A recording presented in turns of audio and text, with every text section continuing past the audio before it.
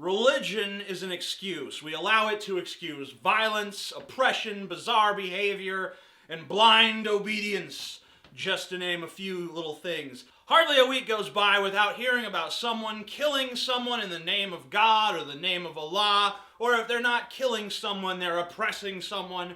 And conversely, it's hard to go a week without hearing God thanked for things that he had nothing to do with. Well, he doesn't have anything to do with anything because he doesn't fucking exist.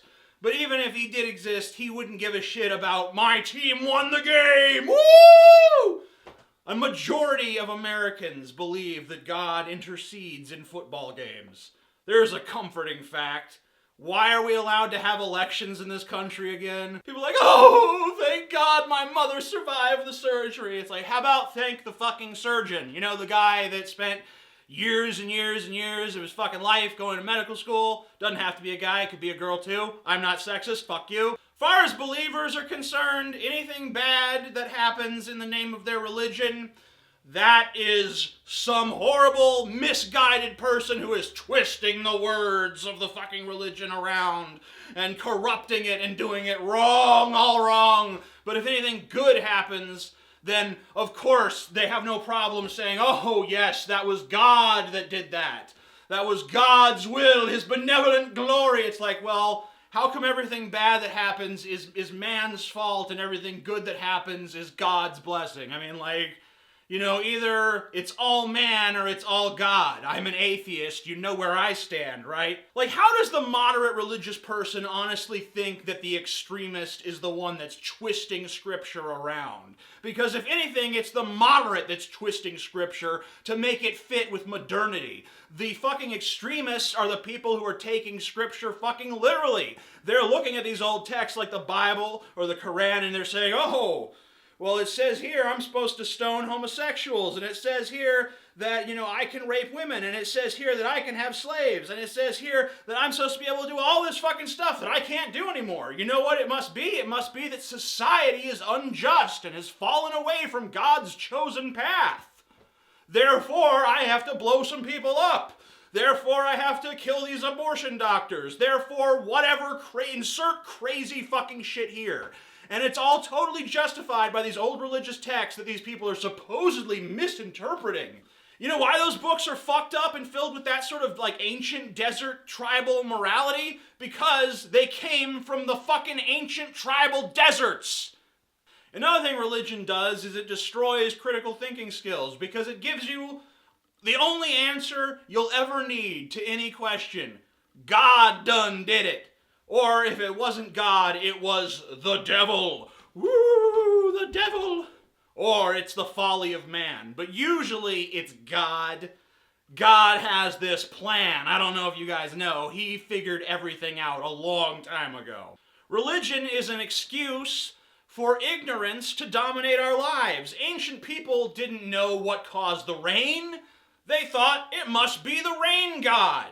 You know what? We don't fucking need the rain god anymore because we know about evaporation, condensation, precipitation. It's this whole thing called the water cycle that you learn about in like 5th fucking grade. And that sort of dispels the idea of a rain god that's somehow necessary. And yet, America is dragging its feet when it comes to evolution. And that's the funny thing. The gods of these modern mainstream religions are every bit as antiquated as the rain god, and yet we're so fucking slow on the uptake. Most of America is still sitting there, thumbs firmly up their asses like, man, God sure is good, huh? Yep, he blessed me so much. The funny thing is that everything religion promised to mankind to alleviate suffering, to improve health, both mental and physical, to increase the human lifespan, science is the force that actually makes good on those fucking promises. Not with miracles, not with invisible rewards to be claimed after you die and go somewhere that no one has ever seen. Oh, except for that little kid in that stupid fucking movie. Heaven's for real! No, it's fucking not. The world that we live in now might not seem like paradise, but if you had had to be a hunter-gatherer 20,000 years ago, you'd think it was a fucking paradise. And who do we have to thank for that? Science. And what do most people today in America reject? Scientific thinking, because religion offers the easy answer. It's the path of least resistance. It allows everything to make sense and be simple, because all you need to know is God did it. You understand those three words, then you have yourself a complex system of theology that you can defer to in times of need. Why did my father die? God did it. Why would he do that? It's part of his plan. Okay. The truth is, we don't have all the answers. We may never have all the answers. And the answers that we have now might be a rough sketch of something that's far bigger and grander than we could ever imagine. But you know what? You don't defer to fantasy just because you can't confirm reality with absolute certainty. I'm the Amazing Atheist. Peace the fuck out. You could have seen this video a day earlier on Patreon. Click the logo to learn